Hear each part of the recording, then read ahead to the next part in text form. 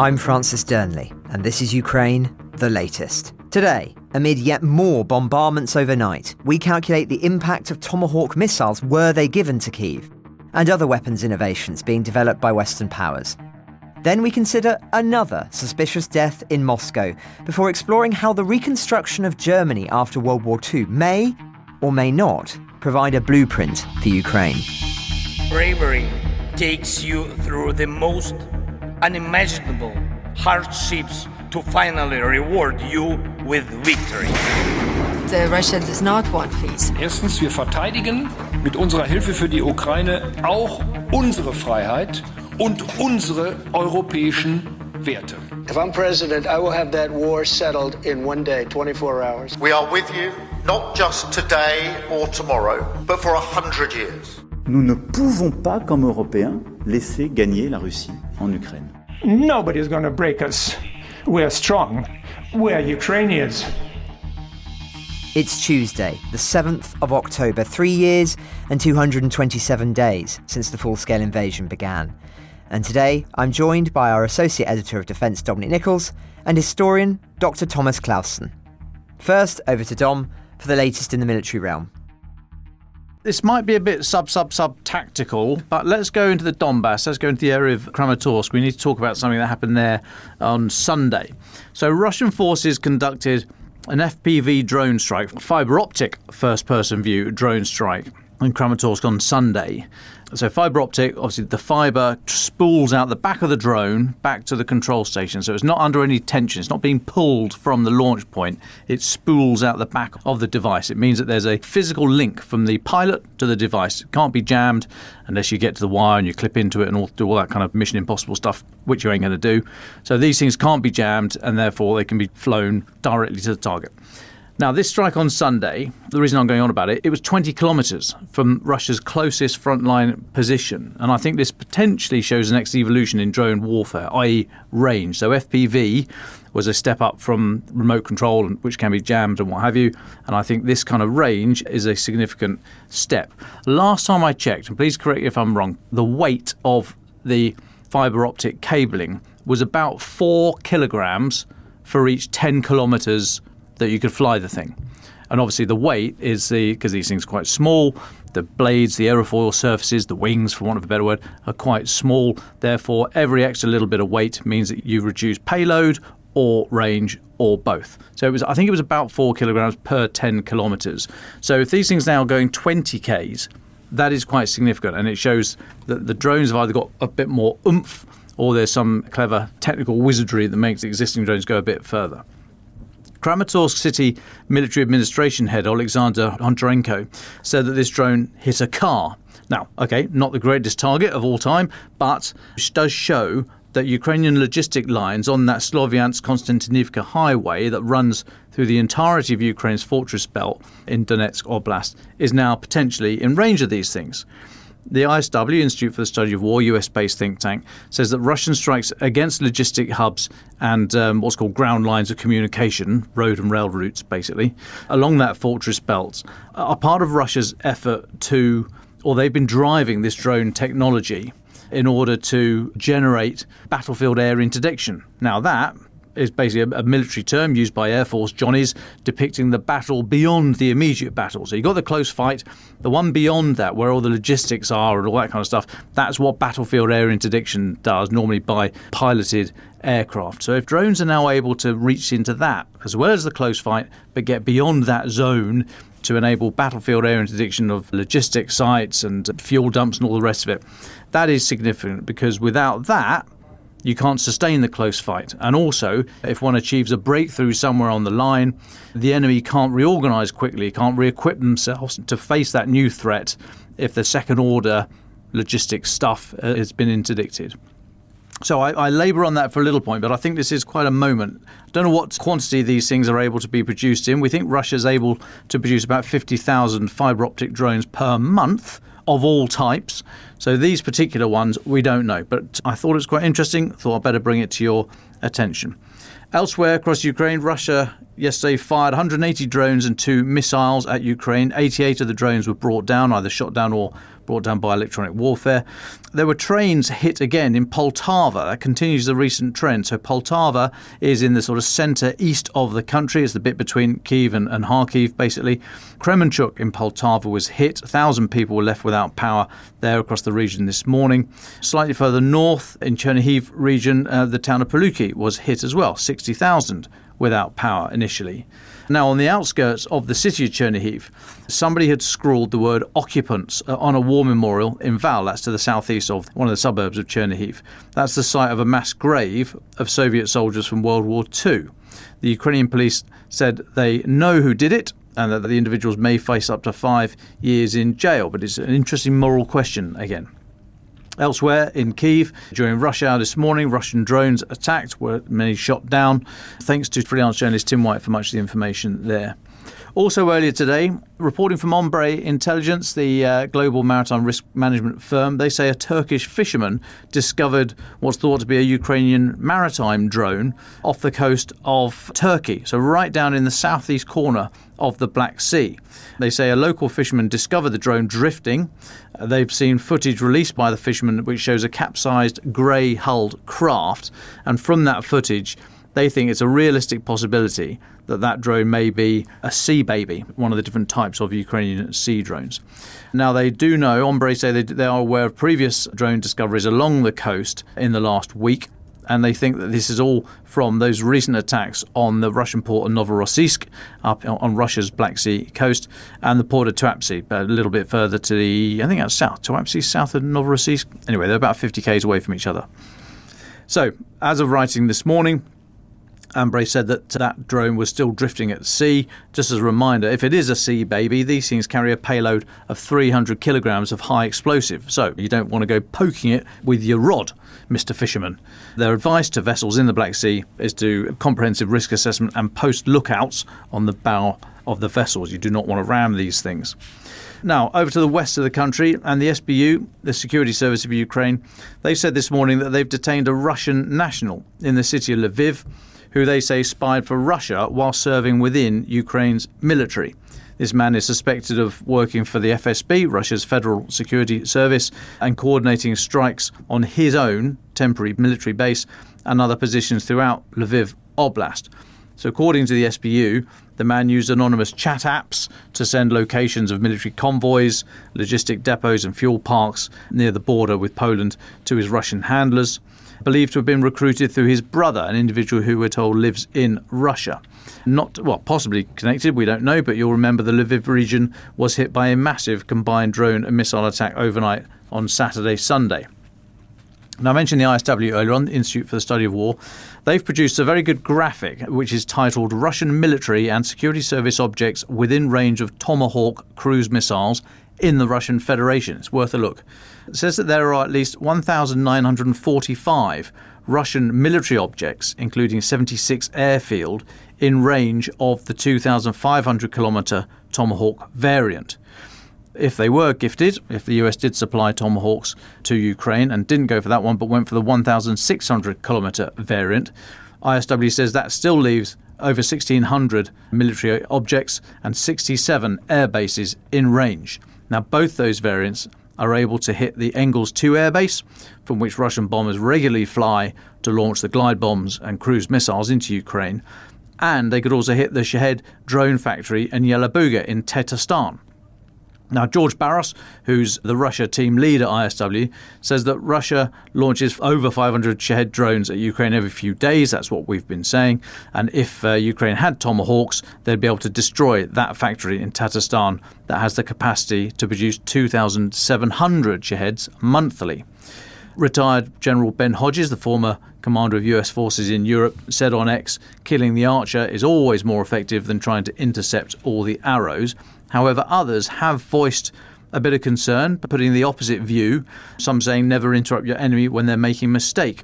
It is a horrible calculation, but most of the Shaheds that are fired at Ukraine are brought down by air defence, either shot down or electronic warfare. Some, of course, get through, killing and injuring, but the majority are brought down.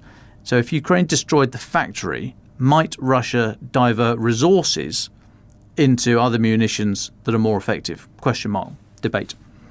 Now, sticking with these long-range strikes, you remember that Ukrainian strike overnight Sunday, Monday on the Feodosia oil terminal in Crimea, the largest oil storage facility in Crimea on the southeast part of the peninsula. Well, the pro-Ukrainian telegram channel Crimean Wind says that the facility is still burning as of this morning.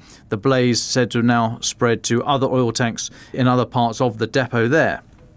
Also, continuing Ukrainian drone strikes, they've reportedly hit the city of Tyumen in Siberia last night.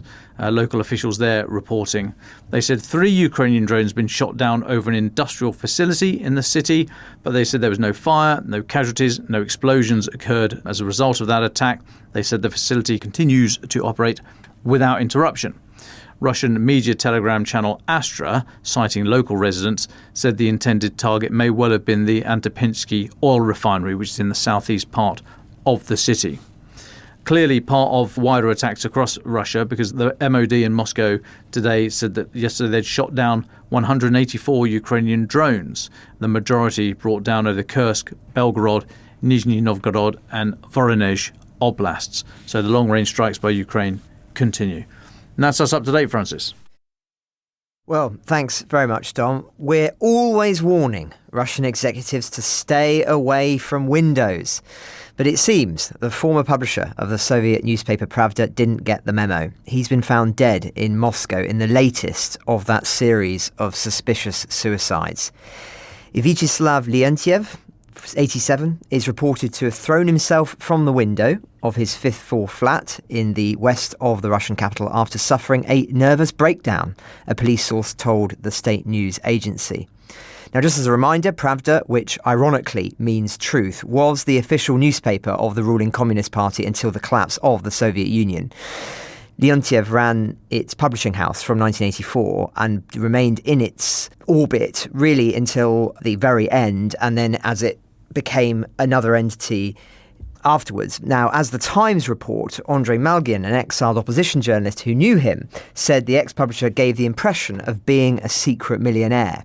In any case, he knew a lot about the Communist Party's money, he wrote on social media. The Communist Party remains, of course, the second largest political party in Russia after Putin's ruling United Russia. But it is widely seen as playing the role of a pseudo-opposition party in return for massive state funding and influence. Now, there may prove to be nothing suspicious about this, but it follows 24 mysterious deaths of Russian top businessmen and other officials since the Kremlin launched its full-scale invasion. In July, you'll recall, the transport minister was found dead in a reported suicide just hours after the Kremlin had announced his dismissal. Last month, a former Russian state property and customs official who was facing years in prison over corruption charges is said to have killed himself after escaping a courtroom in St. Petersburg. Then there was that headless body of a leading Russian business manager found under a bridge in Kaliningrad. The list goes on. And it is worth reflecting, I think, on how many of these individuals might have fled abroad had Western nations not so sharply intensified their scrutiny of wealthy Russians since the invasion. But still, many argue not enough is being done to limit the travel of Russians around Europe. For over a year, there have been discussions in the EU as to whether Russian diplomats, for instance, should have to notify when and where they travel, something Hungary vetoed. But apparently, Budapest has lifted that veto as part of the 19th package of sanctions. It's only taken 3.5 years and the details are unclear, but nonetheless an interesting development in light of all of this hybrid warfare activity we've been talking about so much. Now, thankfully, no such travel impediments for the Dutch Prime Minister, Dirk Schoof, and newly appointed Lithuanian Prime Minister, Inga Rugani, who arrived in Kyiv yesterday on an official visit, which began with their honouring fallen Ukrainian soldiers at Kyiv's Wall of Remembrance. The head of Zelensky's office, Andrei Yermak, said there were many topics to discuss: war, security, justice and the strength of our peoples, and also Ukraine's European integration and NATO's resilience in the face of Russian provocations. The Netherlands is one of the most principled defenders of life, Zelensky added, a nation that truly supports our defence, our resilience and our work to achieve justice. Our focus was on Ukraine's defence and military projects, pressure on Russia and ensuring accountability for its crimes, cooperation and support for our people in energy challenges. Now that follows a surprise support package from Robert Fico's Slovakia, its first since 2023. Now don't get too excited at home, it's modest and entirely non-lethal, including several demining vehicles and engineering and construction equipment, and is a long, long way off from previous military aid packages. I think they were around 13, worth around $800 million. You may remember Fico's government cancelled the planned 14th package, which included 140 missiles from one of their air defence systems companies, over 5,000 artillery shells and 4 million small arms rounds. Ending military assistance to Ukraine was one of Fico's key campaign pledges. So why this shift now? Honestly, we don't know. President Zelensky met with Fico on the 5th of September, calling the conversation meaningful and emphasising that dialogue between the two countries would continue. Apparently, a 15th package is being put together. It might just simply be about money, or there might be something else going on behind the scenes in relation to dialogue with the EU at the moment. But on lethal aid specifically, we've talked recently about the possibility of President Trump permitting Tomahawk missiles to be given to Ukraine, which would have a serious impact, as Dom was just saying, on its capabilities of hitting Russian energy infrastructure. Yesterday, when asked by a journalist in the White House about whether he'd made a decision, Trump said he had and needed to ask where they're going to send them. Now, that definitely isn't a yes, but it wasn't a no either, and so it's got quite a lot of people rather excited today. Now, it would be a welcome development for Kyiv, unlike the evidence that more than 100,000 Western-made components were apparently discovered in drones and missiles launched by Russia against Ukraine overnight on Sunday, according to the Ukrainian government. Zelensky said around 1,500 foreign-made components were found in Iskander missiles, 192 in Kazal ballistic missiles, and 405 in Kaliber cruise missiles, reportedly manufactured by companies based in the US, China, Taiwan, the UK, Germany, Switzerland, Japan, South Korea, and the Netherlands. Ukraine's partners already have detailed information on every company and every product involved, Zelensky said. It is crucial to shut down every scheme that circumvents sanctions because Russia uses each one to keep killing. The world has the power to stop this. Now, while we're on the subject of projectiles, in yesterday's episode, we were joined again by Michael Bonert of the RAND Corporation, who dissected Russia and Ukraine's aerial attack strategies in great detail. And as part of that conversation, we touched on innovative approaches to drone prevention, especially in response to ones flying over airports. So, Dom, it's worth our mentioning that there are a few ideas floating around at the moment, not least one analysed by our Berlin correspondent James Rothwell in The Telegraph about a Swedish defence system, which Nordic Air Defence, the company developing it, claim is 16,000 times cheaper than a fighter jet. So this interceptor uses infrared sensors to hunt down hostile drones and ram them out of the sky at high speed, making it much safer, they claim, to use in civilian areas rather than using explosive projectiles. To quote their chief executive, "We don't want to be shooting explosives over airports, so this would be perfect for what happened in Denmark. You avoid shooting expensive missiles and burning fragments over civilian infrastructure." Now, it's just worth bearing in mind that NATO Secretary General Mark Rutte said recently that it was unacceptable to shoot down drones costing a few $1,000s with missiles that may cost $500,000 or even $1 million. That's really the key issue here. It's economics. So, Dom, any thoughts on this kind of technology that's being developed at the moment? Yes, I mean, this is part of the flavour of the business month, isn't it? There's great opportunity here for companies that can crack this one about how to protect airfields and other areas of critical national infrastructure. It is a totally legitimate concern about actually bringing down hardware either on jets or just onto the runway. You don't have to create much debris on a runway before the things are going to get shut down so that everything's swept up. You'll remember Concorde was brought down with just a very small piece of metal, they think, that was actually flung up by the wheels as it went over it and pierced the fuel tanks and off it went. So, airfields have to be very, very clean, called FOD, foreign object debris, or foreign object damage sometimes. We see all these, certainly on military airfields, see posters saying FOD, careful, watch out for FOD, which is absolutely completely legitimate. So you don't want to be bringing stuff down. The whole, whether or not you use an explosive projectile in the air to bring the drone down is a little bit, well, okay, the gunpowder's got to go somewhere, but actually I think it's the debris coming down that's going to be of most concern over an airport.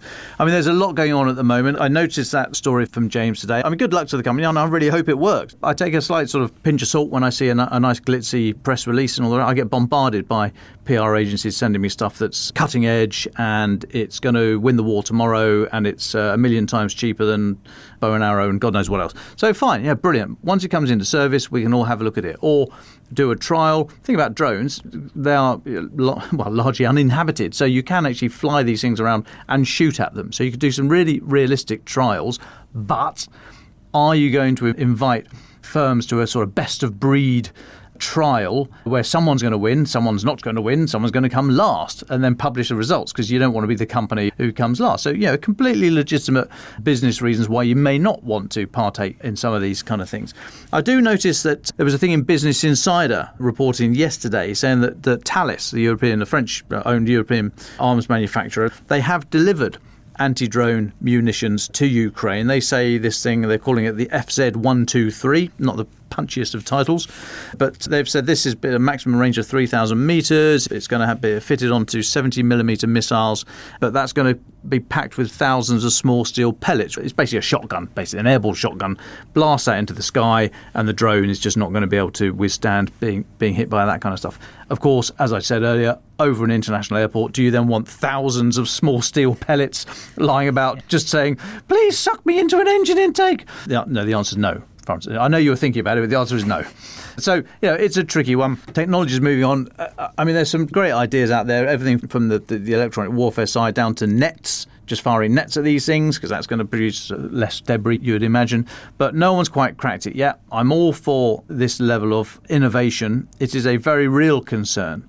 And like many things, once you've seen the business model, as in the business model of sending drones over an international airport and seeing the chaos that ensues, it's going to get more, it's going to get bigger, it's going to get more regular, it's going to get harder to stop. So we need some answers pretty soon, and I'm all for all these areas of innovation. I just think I will wait to see them in service, or at least at a trial, before I start saying, yeah, that's a very good addition. Well, thanks, Dom. So there's your shooty, shooty, bang, bang segment for today, everybody. Should we do some history? As you'll know, I was recently in Germany. While there, I caught up with our friend, historian Dr Thomas Clausen, to discuss a subject just as vital as any that we've discussed today, really, and that is reconstruction. How have nations approached the restoration of towns and cities ravaged by war? When somewhere's destroyed, should it be rebuilt or replaced by something more reflective of a wished-for future? Is money, like the Marshall Plan, enough on its own? And how did the West and Soviets differ in their answer to these questions? I think you might enjoy this one. This is our conversation.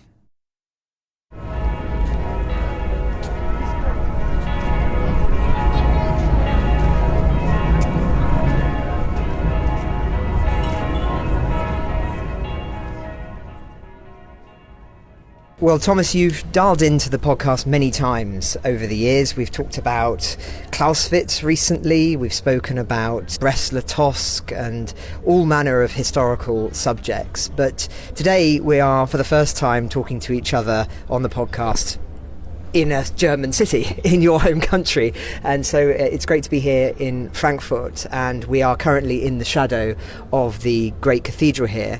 Now, what we're going to talk about today is a subject that's very much on the agenda and is relevant to this city, and that is reconstruction. Of course, recently President Zelensky was in Rome for the Ukraine Recovery Conference, and it's very much a subject that is being talked about in many European capitals, even though the war is not over.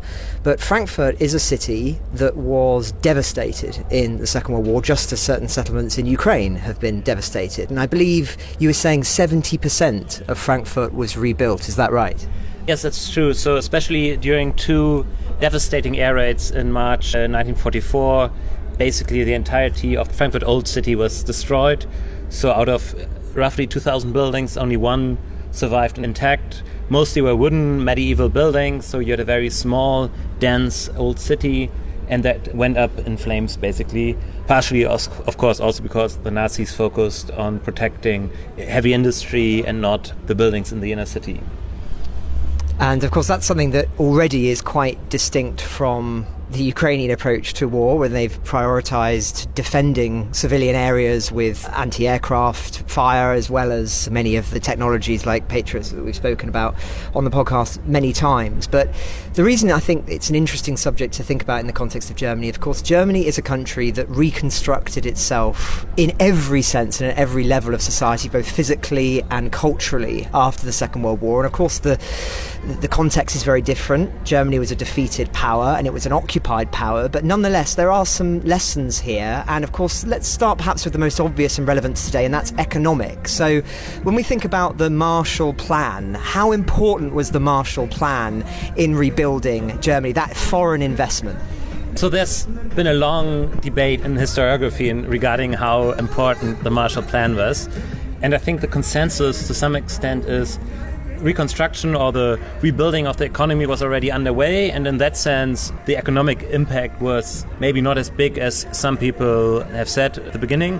On the other hand, it was also seen as a huge investment by America in the sense of wanting to be invested in Europe in the double sense of the word, and that is probably the significance of the Marshall Plan, that it showed that America and the West were determined to not leave Germany, not leave Western Europe to its own devices, but to keep being invested. And of course, in the second, the rejection of the Soviet Union, to them backing out of any Marshall Program, also made very clear that the Cold War had definitely begun. Of course, that huge historical resonance is today, which is why President Zelensky was talking about the Marshall Plan and the need for, if not a new one, a similar scheme, because it's not just about doing the right thing, as it were, and saving lives, which of course the Marshall Plan did, but it's also about self-interest, isn't it, really? Yep. I mean, there was also one of the reasons for investing in Germany at the time, because, as you know, there was a huge debate on whether it's not too dangerous to keep Western Germany as an industrial country, basically. But in the context of the Cold War, it was very clear that there needed to be an economic powerhouse in Western Europe to make sure that the resources and also the military resources are available to deter the Soviet Union. But coming back to the suggestion about a new Marshall Plan, I think this dual nature of the Marshall Plan is important here. It's very clear that at the moment we need huge economic resources, that a reconstruction of Ukraine will take an enormous amount of money and other types of resources, but it will also take the commitment. And in a way, I would say a key important thing was not only the Marshall Plan, the integration of West Germany into a fabric of Western institutions such as the European Steel and Coal Community, which later became the European Union, NATO.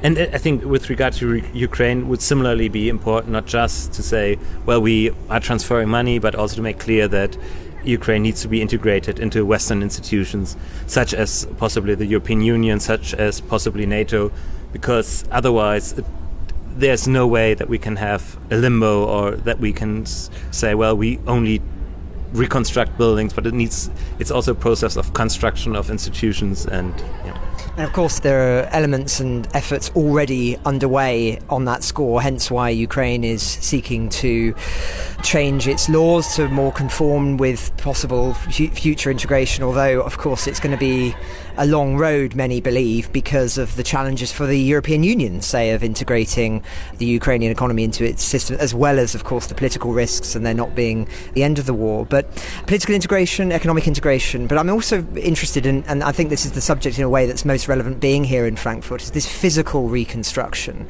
And we've today been walking around and seeing monuments of many different eras that, in essence, were either damaged and repaired or completely reconstructed, and in a way that's actually quite hard to tell unless one is looking for it.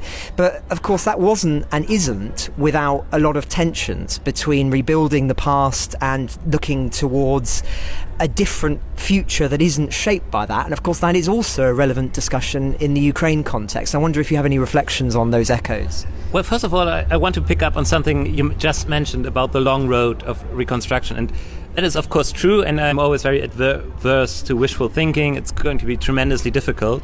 But you could also say, and looking at Frankfurt and looking at the history of West Germany after 45, of Germany in the post-war period, that road must have looked much, much longer. Because one of the key differences is, of course, and I mean that needs to be stressed very clearly, Germany was not only destroyed physically, but it had self-destroyed morally and culturally and spiritually, and that's a much more difficult situation in that sense, because Ukraine has suffered tremendous physical damage. It's very clear that there's been tremendous human suffering, but its morale has been intact. It's not compromised. It's not a perpetrator nation. It's the victim of genocidal aggression, and that's a key difference. And then at the same time, you can also see that the integration of the former certain elements of the former armed forces, so you see some German generals return suddenly, then participating in NATO, West Germany being integrated in NATO. That must have looked like a tremendous road. I mean, no one would have imagined in 45 that barely a decade later there would be German armed forces and that they would be integrated into some sort of allied command.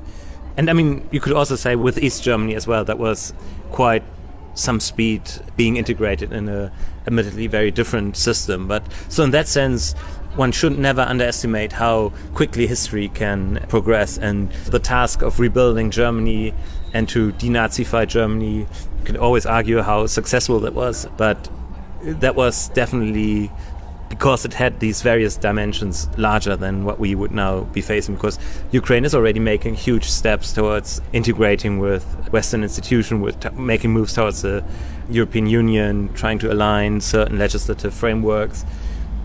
So I know that there are a lot of pessimistic people, and it's going to be very difficult. But at the same time, if you look at Frankfurt being destroyed in 45 and looking at the crimes that the Nazis had committed, it feels now very quaint and relaxed to be sitting here, and it always feels very odd to be having a relaxed conversation while the air raid app shows raids on Kyiv and other cities in Ukraine. But on the other hand, it also highlights how quickly history has progressed since 45. And that subject's on the tensions about rebuilding. Yes, that's so. The first tension that we can see in that discussions that were being held in Frankfurt in 45, the immediate post-war period, so even before the founding of the Federal Republic, that was, okay, do you prioritize simply building homes for people to have a roof over their head? And that was a huge challenge. So at the end of the war, I think there were only 200,000 people left in Frankfurt. So just for comparison, now there are 750,000, and used to be, I think, roughly 500,000 before the war, and 100,000 of them were homeless. So just making sure that people have a roof over their head was key. But at the same time, we immediately see, or maybe not immediately, but already in 46 and 47, initiatives to rebuild some of the key historical landmarks of Frankfurt. And that the two examples that also we saw today, but that were picked very deliberately, are the St. Paul's Church and the birthplace of Johann Wolfgang von Goethe. And these two places held enormous significance for cultural, moral and historical reasons. So St. Paul's Church was the place of the first pan-German democratic assembly in 1848. So this is, you could say, one of the birthplaces of German democracy, and there's a huge debate about the impact of the revolution. Was it a failure or not? But I would say it wasn't, in the sense that it started a development that ultimately culminated in a democratic Germany. And just before you go on, it's a very, very interesting secular monument. It's a former religious building. Now it's jewelled by monuments to great democratic figures in Germany. And also, interestingly, John F. Kennedy has a monument attached to the side of it as well as a monument to the Holocaust and concentration camps as well. It's a very interesting secular monument. I agree, and it's also now the place where the ceremony for the Frankfurt Peace Prize is held every year. So it's very clear that this was meant as a place for the civic spirit of Frankfurt being resurrected and reconstructed. And the key thing is probably also that it is a deliberate choice about what history means. And we talked about this in another podcast episode, but on one hand, you can say that history is always construct. It's not there. You don't have the past, and that there's some sort of objective, this is the true history, and there's only one version of it. There's a plurality of histories, so to speak, and they are constructed, but they are not constructed without any regards to facts. It's not arbitrary. It's a deliberate choice that needs to be made, and I think it makes a lot of sense for a nation that wants to reconstruct the democracy, that wants to return, so to speak, to the civilized world, to pick this part of this place. And similarly, look at Goethe. There's a renaissance of Goethe societies in Germany after 45. Also, the Weimar history is tainted by Buchenwald and by the crimes of the Nazis, and reconstructing the Goethe house and his birthplace is also an attempt to reconstruct the moral and cultural fabric of society. Having said all this, it's very clear that especially in the early years, the main goal was to simply make sure that the economy gets going again, that the basic needs of the population are being met. And listeners in Britain will of course know that the situation in Germany was so difficult that rations needed to be introduced in Britain so that there was enough food available in the continent. So that's the first phase of the reconstruction of Frankfurt, where you go, okay, what's the key priorities driven simply by need, and then we have the subsistence dimension, we have the economic dimension, and we have the need to reconstruct democracy. Another phase is probably much later on, and we can see now from where we are sitting some of these buildings. So we talked at the beginning about the destruction of the Frankfurt Old City, all these wooden medieval houses, and quite recently there was an attempt to restore the old city of Frankfurt. There was a huge debate, so there was a grassroots movement that said it would be great to restore the core of the city. I mean, some of the buildings had been restored previously, such as the town hall, some churches, but now there was a move in the early 2000s to say we want to restore the core of the old city as well.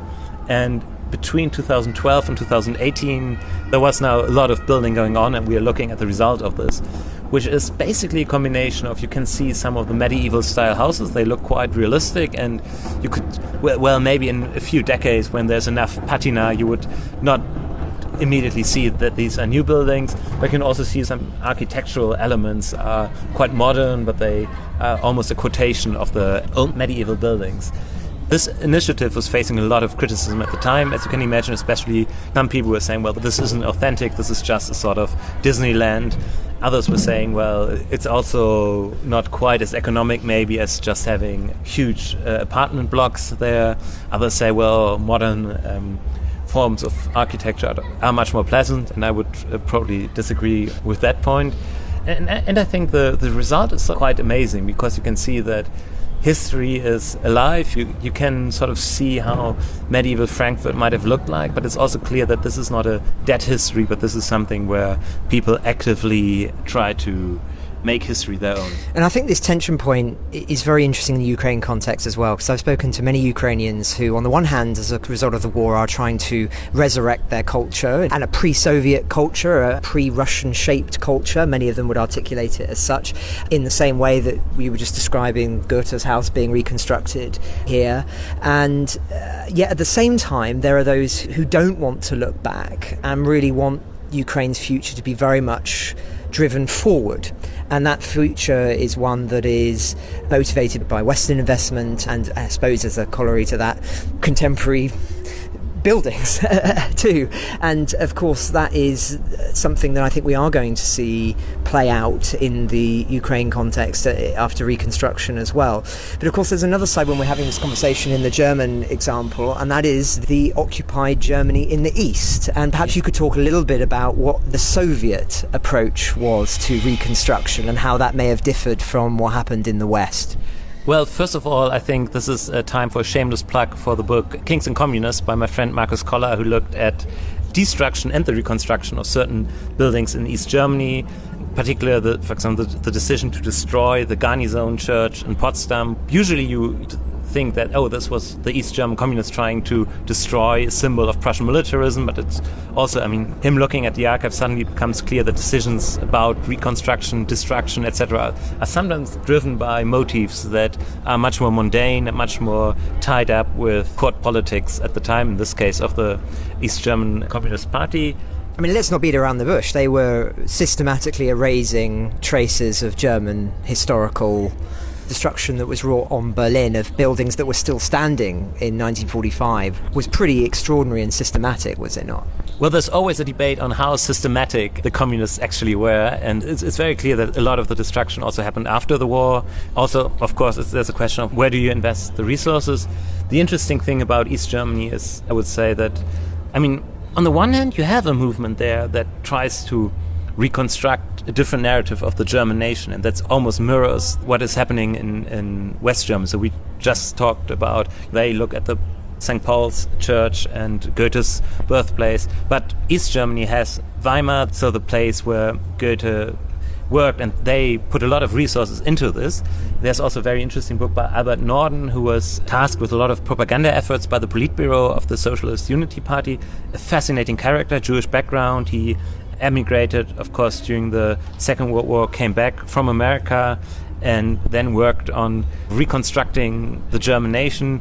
They have a very interesting approach to Martin Luther later on, because also the Wartburg, a lot of other key sites of German history, especially Prussian history in East Germany. Of course, they tried to erase what they called the Junkers, or the East Albion agrarian Germany, or the militarist Prussian history. So you have in the middle of Berlin, you have the former palace of the Prussian royals being destroyed and replaced with the palace of the Republic, full of asbestos, but actually and recently demolished itself, and then rebuilt as a Humboldt Forum, which also combines modern elements with the attempt to reconstruct the old facade. And here again you can see that it's not just about rebuilding and making sure that you can't see the damage, but that it's also about what type of history do you want to tell. And in the case of East Germany, it was very much trying to be like, well, we represent continuity in the sense of the German nation, of the ordinary people. They are very interested in the peasants' revolt in the 16th century. They are looking also at the revolution of 1848, 49. And then they say, well, in a way, the GDR is the culmination of the struggle of ordinary Germans and the German proletariat, and the GDR represents the true German nation. Of course, in the back of their mind, they are happy already when they are recognized as one German state, which is something they ultimately achieve, at least for a few years. When we look at what's happening in Ukraine and what the Russians are doing there in the occupied territories, this is an attempt to erase Ukrainian identity. It's curious that wasn't quite the approach that was adopted in East Germany, because, as you say, there was on the one hand this attempt to resurrect elements of German history that they thought spoke to the socialist narrative. Is that fair? Yeah, I think you're absolutely right. But the explanation is also very clear that, I mean, the Russians or the Soviets always thought that Germany was a people that needed to be dealt with, but that existed. And it's very clear that Putin's vision of history just has no place at all for the Ukrainian people. And that's why it's not just about demolishing the symbols of a certain class or a certain aspect of that history, but to demolish that history altogether and to rebuild, so to speak, a Russified version of Central European history that never existed, of course. It's a complete fantasy, but that where basically every historical monument that has the Ukrainian language on it or that speaks to the Ukrainian history is a reminder that it's basically they are peddling a huge lie. And that's what I find very interesting when we go back to the earlier question of how do we deal with this conflicted history of having Soviet monuments, and do we want to erase that part of history? And here I think the Ukrainian approach with the Mother of Ukraine, the huge statue where they replace the hammer and sickle with the trident, that's, I think, an excellent way of dealing with this type of troubled past where you're saying we are not erasing it, it's part of the landscape, but we have our own interpretation of it. And that's a very impressive approach to history. And I think probably when it comes to a lot of Soviet monuments, that type of trying to break the spell is a good approach. And recently I passed a monument of Ernst Thälmann in Berlin, and Ernst Thälmann was a leader of the German Communist Party during the Weimar Republic. He was then imprisoned by the Nazis, murdered in Buchenwald. He was a diehard Stalinist, and he was made into this idol in East Germany. And then they built this huge Stalinist monument where you can see his gigantic face in concrete and his raised communist fist. And during the GDR, there were some sort of ceremonies and oaths that were taken there, and especially for young people, that was next to one of the huge parade streets in eastern Berlin. And what do you do with this type of monument?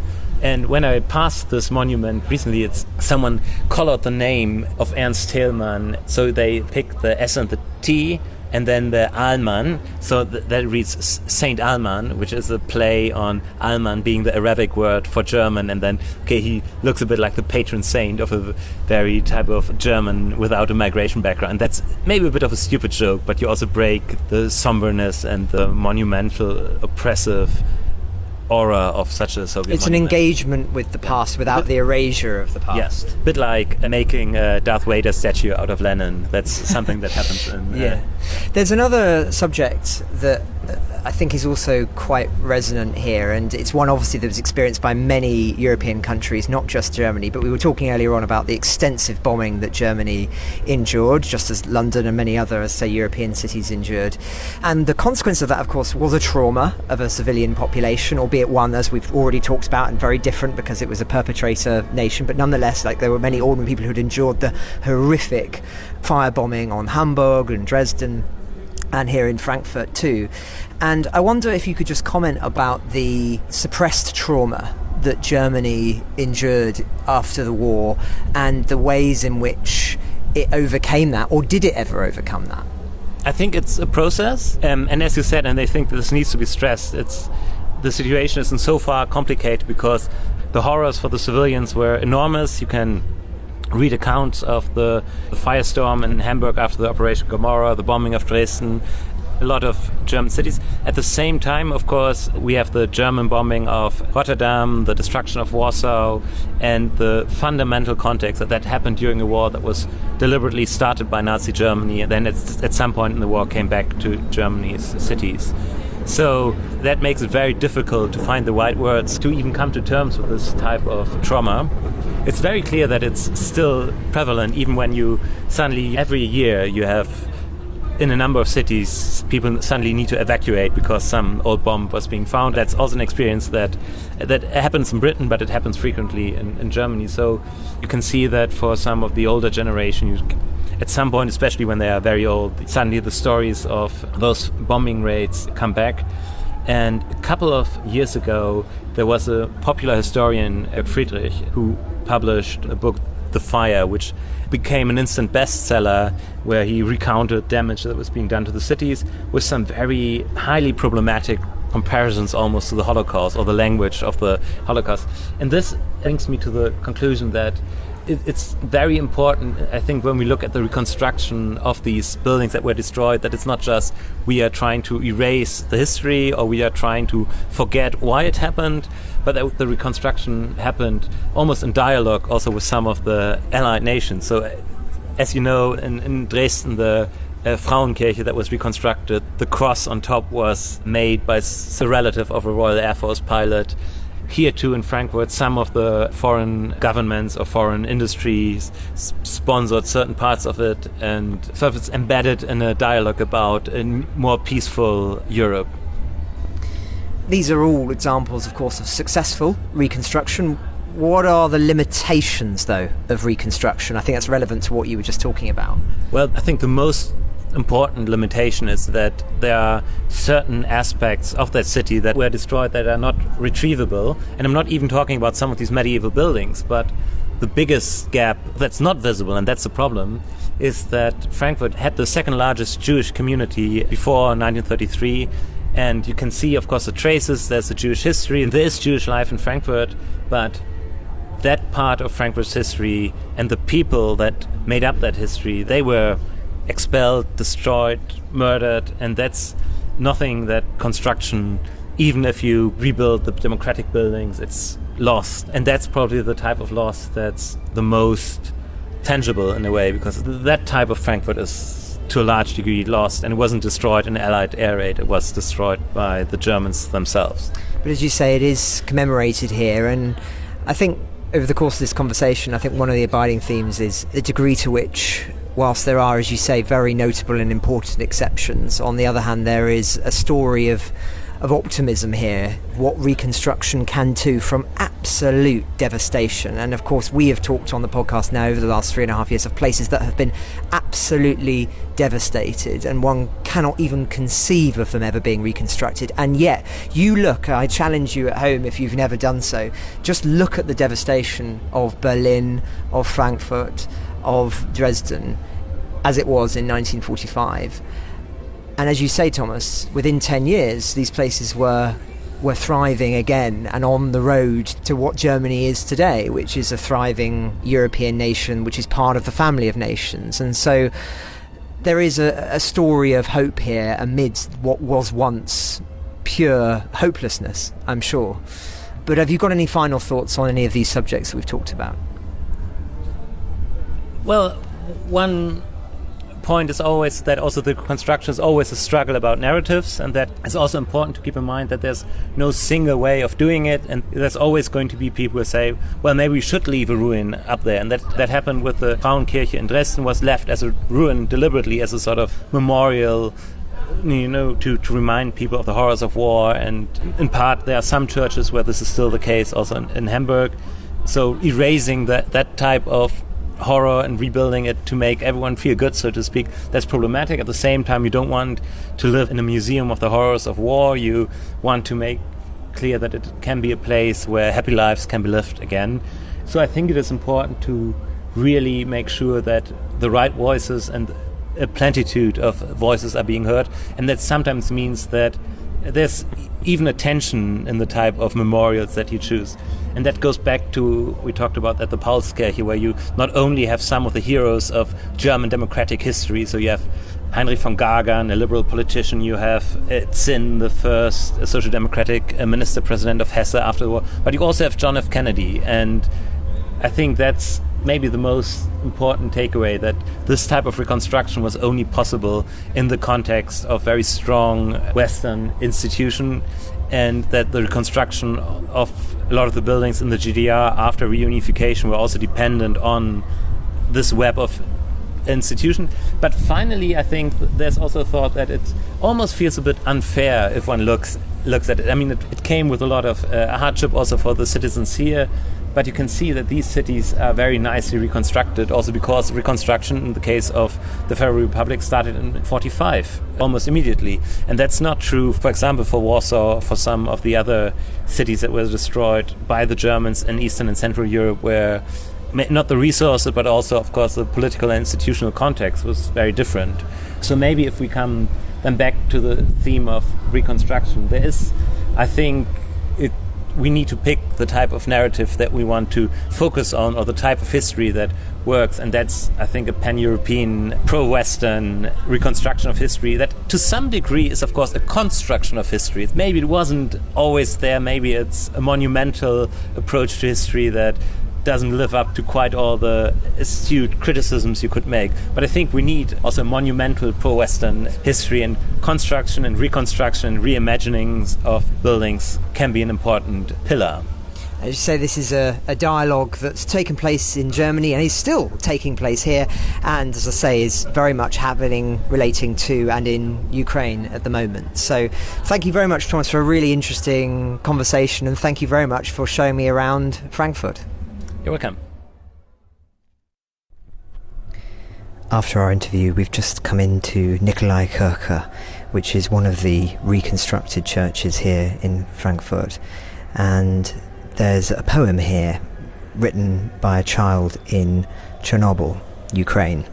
And it was written for Thursday, the 24th of February, 2022. Thomas, I wonder if you could read it for us. Ich möchte leben und nicht sterben. Ich möchte lachen und nicht weinen. I want to live and not to die.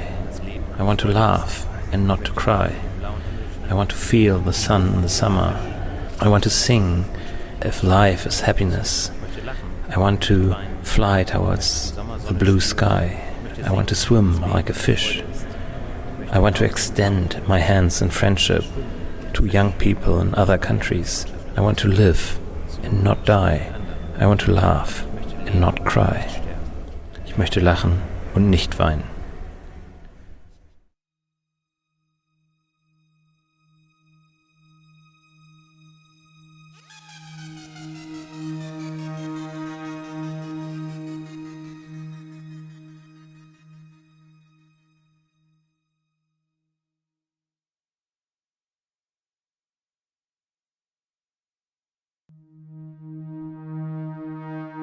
Dom, final thoughts? Where do you want to leave listeners today?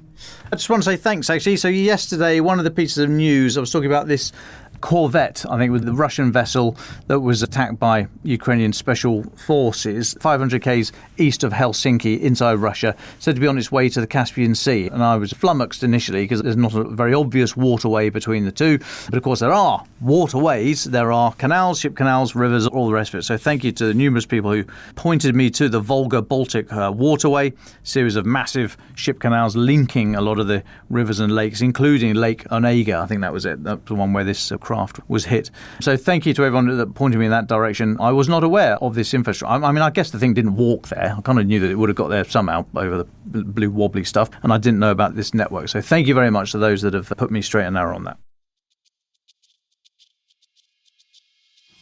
Ukraine the Latest is an original podcast from The Telegraph, created by David Nicholls. To support our work and stay on top of all of our Ukraine news, analysis and dispatches from the ground, please subscribe to The Telegraph. You can get 1 month free, then 2 months for just £1 at www.telegraph.co.uk/Ukraine the Latest. Deploying cutting-edge technology, we also release Ukrainian and Russian versions of this podcast. These translations retain our voices and delivery so that it can reach listeners in every region of Ukraine and those parts of Eastern Europe where Russian is still widely spoken. Links to those can be found in the podcast description to this episode. You can also now sign up to the new Ukraine the Latest weekly newsletter. Each week, Dom, Nicholls and I answer your questions, provide recommended reading, and give exclusive analysis and behind-the-scenes insights, plus maps of the front lines and diagrams of weapons to complement our daily reporting. It's free for everyone, including non-subscribers. You can find the link to sign up in the descriptions for this episode. We regularly have a Ukraine Live blog on our website, where you can follow updates as they come in throughout the day, including insights from regular contributors to this podcast. We also do the same for other breaking international stories. If you appreciate our work, please consider following Ukraine the Latest on your preferred podcast app and leave us a review, as it really helps others find the show. Please also share it with those who may not be aware we exist. You can listen to this conversation live at 1 p.m. London time each weekday on X Spaces. Follow The Telegraph so that you don't miss it. You can also get in touch directly to ask questions or give comments by emailing ukrainepod@telegraph.co.uk. We continue to read every message. You can also contact us directly on X. You'll find our handles in the description for this episode.